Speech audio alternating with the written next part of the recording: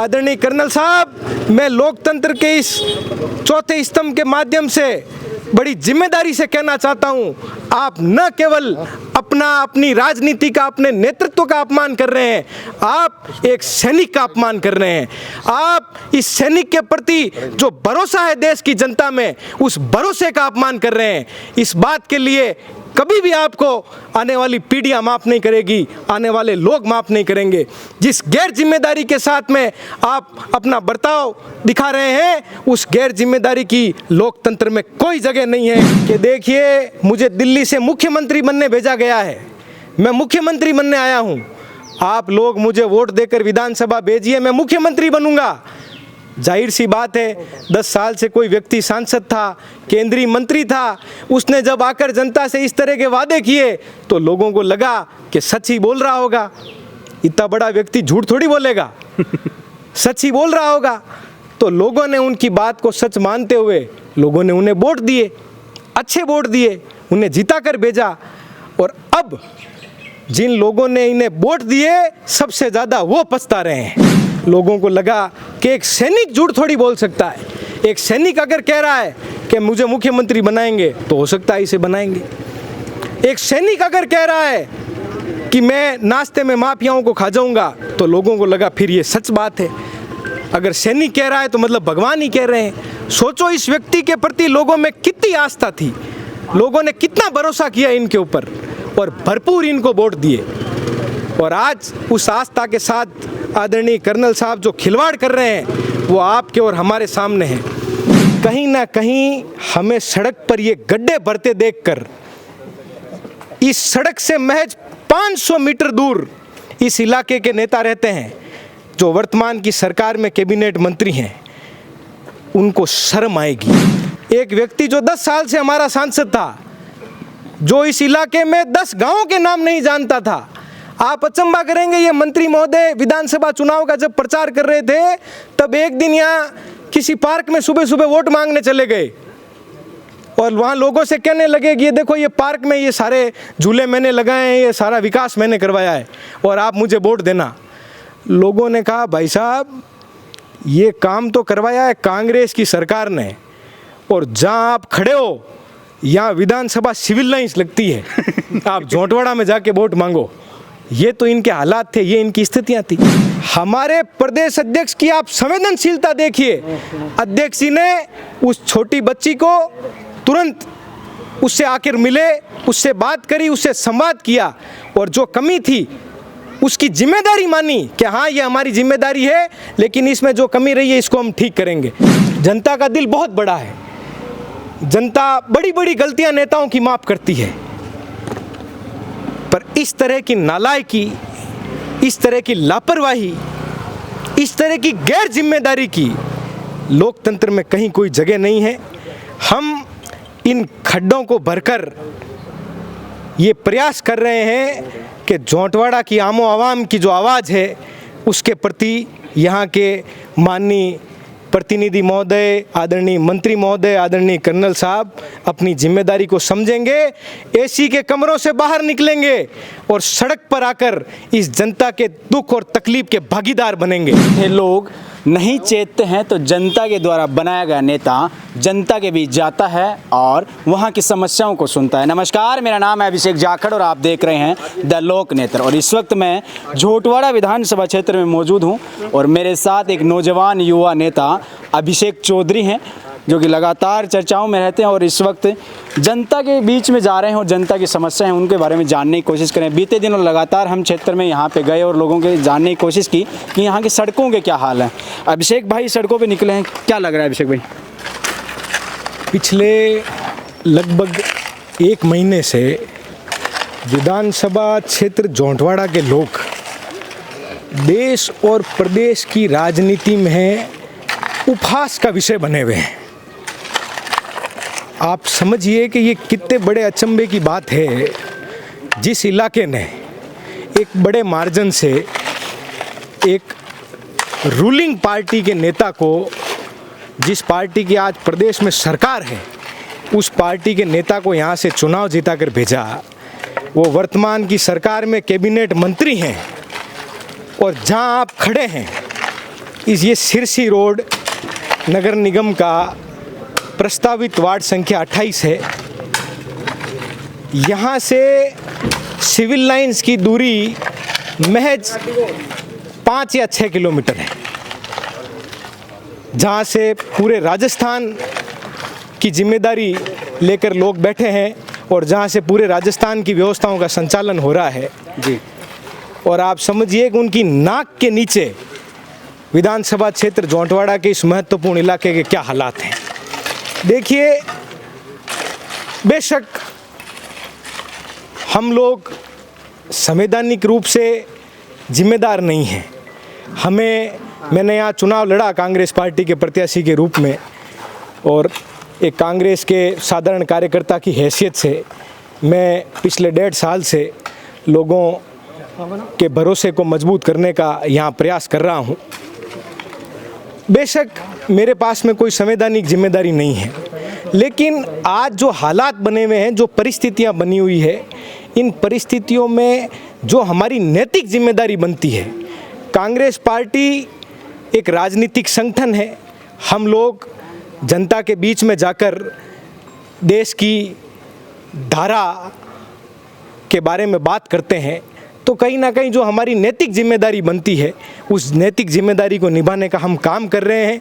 और इस उम्मीद से ये नैतिक जिम्मेदारी निभा रहे हैं कि कहीं ना कहीं हमें सड़क पर ये गड्ढे भरते देखकर, इस सड़क से महज 500 मीटर दूर इस इलाके के नेता रहते हैं जो वर्तमान की सरकार में कैबिनेट मंत्री हैं, उनको शर्म आएगी, उनकी कानों पर जूं रेंगेगी, उनकी नींद खुलेगी और उन्हें पता चलेगा कि यहाँ के लोगों ने उन्हें चुनकर अपना प्रतिनिधि मानकर यहाँ से भेजा है और वो लोग जो उनसे एक जिम्मेदारी की उम्मीद करते हैं, उनके प्रति उनकी क्या लापरवाही है।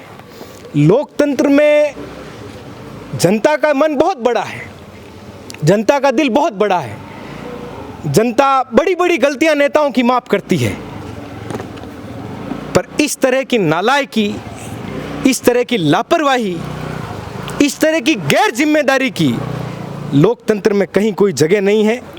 हम इन खड्डों को भरकर ये प्रयास कर रहे हैं कि जौंटवाड़ा की आमो आवाम की जो आवाज़ है, उसके प्रति यहाँ के माननीय प्रतिनिधि महोदय, आदरणीय मंत्री महोदय, आदरणीय कर्नल साहब अपनी जिम्मेदारी को समझेंगे, एसी के कमरों से बाहर निकलेंगे और सड़क पर आकर इस जनता के दुख और तकलीफ के भागीदार बनेंगे। इस उम्मीद से ये खड्डे हम भर रहे हैं। अभिषेक भाई, खड्डे तो भर रहे हैं, क्या मंत्री जी जो कह रहे हैं बार बार लोग जाते हैं उनके पास, मिलने तक का समय नहीं है उनके पास? असल मायने में लोकतंत्र में एक ऐसे व्यक्ति की ज़रूरत होती है जो लोगों का दुख समझे, तकलीफ़ समझे, उनके दुख तकलीफ़ में खड़ा होकर उनको महसूस कर सके। आदरणीय मंत्री जी ये समझ ही नहीं पा रहे हैं कि वो इस लोकतंत्र के नुमाइंदे हैं, उनसे कुछ उम्मीद की जाती है। वो एक राजतंत्र की नुमाइंदगी में अपना जीवन जी रहे हैं।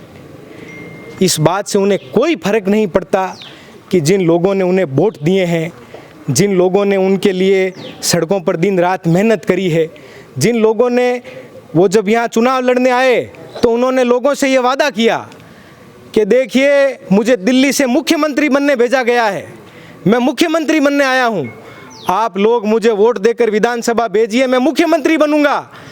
जाहिर सी बात है, 10 साल से कोई व्यक्ति सांसद था, केंद्रीय मंत्री था, उसने जब आकर जनता से इस तरह के वादे किए तो लोगों को लगा कि सच ही बोल रहा होगा। इतना बड़ा व्यक्ति झूठ थोड़ी बोलेगा, सच ही बोल रहा होगा। तो लोगों ने उनकी बात को सच मानते हुए लोगों ने उन्हें वोट दिए, अच्छे वोट दिए, उन्हें जिता कर भेजा। और अब जिन लोगों ने इन्हें वोट दिए, सबसे ज़्यादा वो पछता रहे हैं, सबसे ज़्यादा उन्हें तकलीफ़ है कि हम एक व्यक्ति जो 10 साल से हमारा सांसद था, जो इस इलाके में 10 गांवों के नाम नहीं जानता था। आप अचंभा करेंगे, ये मंत्री महोदय विधानसभा चुनाव का जब प्रचार कर रहे थे, तब एक दिन यहाँ किसी पार्क में सुबह सुबह वोट मांगने चले गए। और वहाँ लोगों से कहने लगे कि ये देखो ये पार्क में ये सारे झूले मैंने लगाए हैं, ये सारा विकास मैंने करवाया है और आप मुझे वोट देना। लोगों ने कहा भाई साहब ये काम तो करवाया है कांग्रेस की सरकार ने, और जहाँ आप खड़े हो यहाँ विधानसभा सिविल लाइंस लगती है, आप झोंटवाड़ा में जाके वोट मांगो। ये तो इनके हालात थे, ये इनकी स्थितियाँ थी। उसके बावजूद जनता ने इन्हें मौका दिया, जनता ने इन्हें भेजा। ऐसे व्यक्ति को उस सौभाग्य की कदर करनी चाहिए।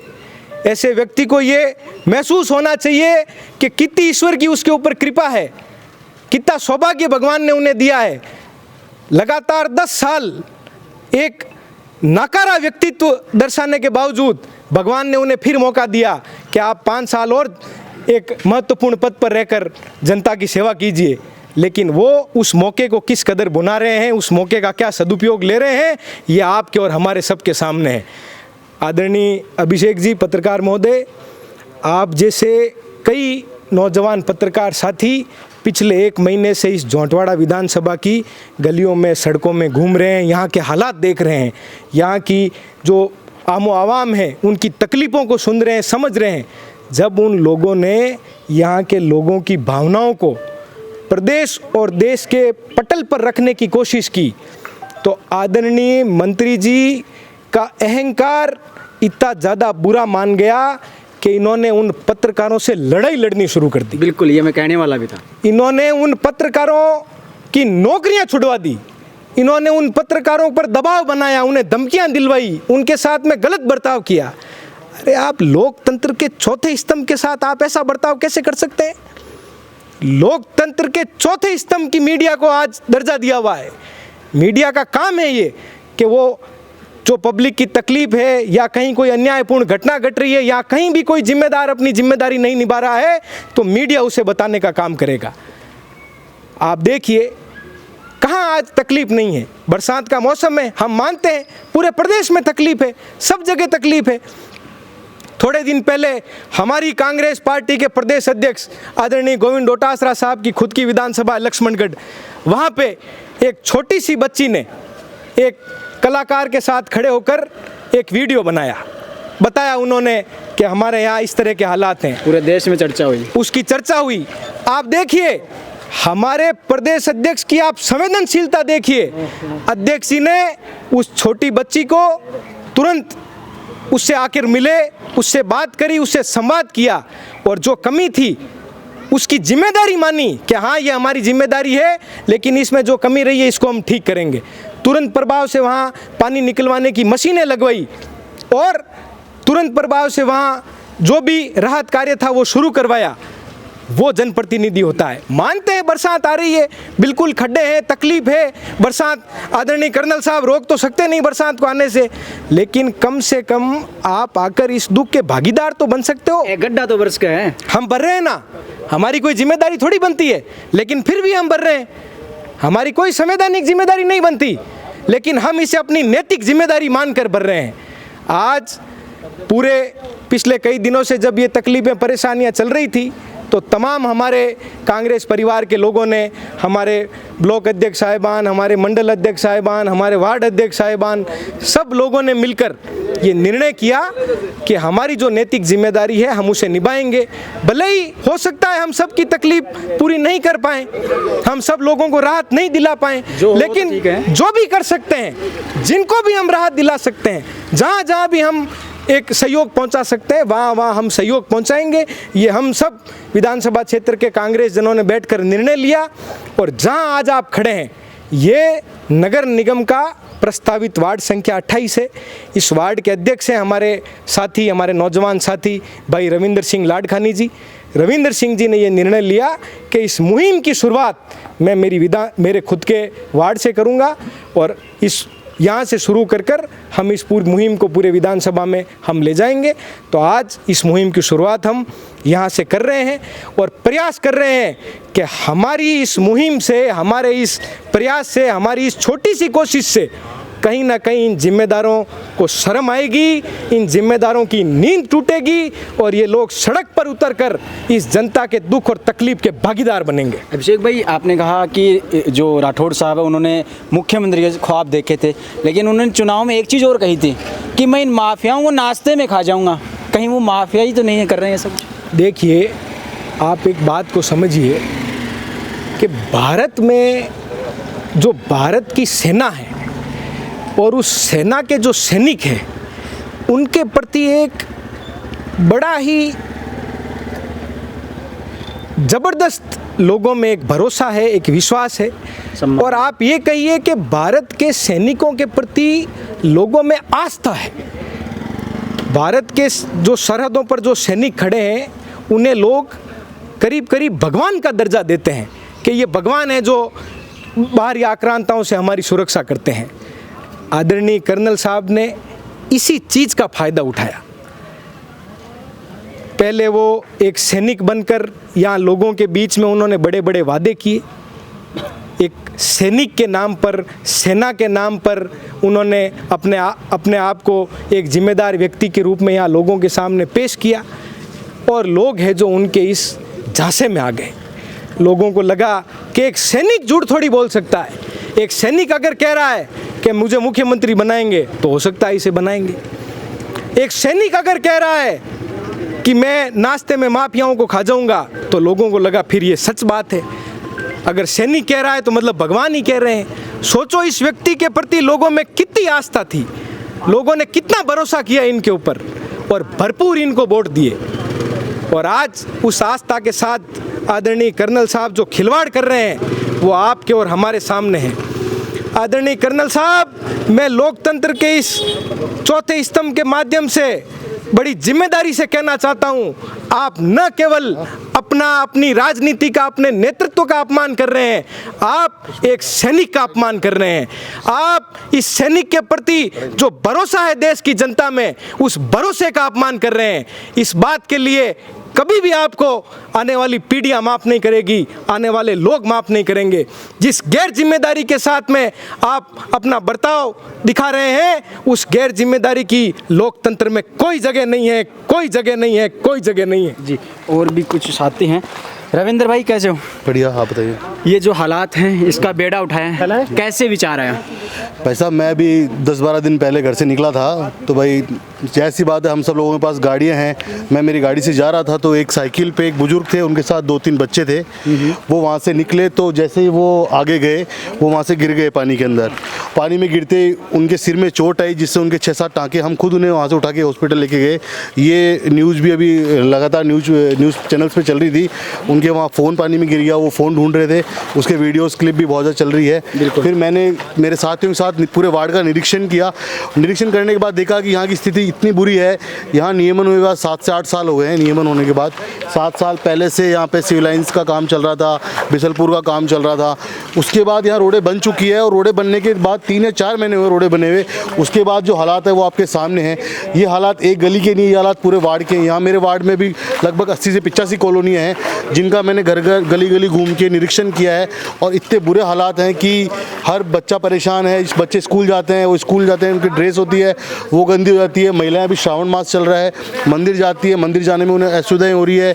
कभी उनकी लोटा गिर जाता है पानी में, कभी थाली गिर जाती है, कभी खुद गिर जाते हैं।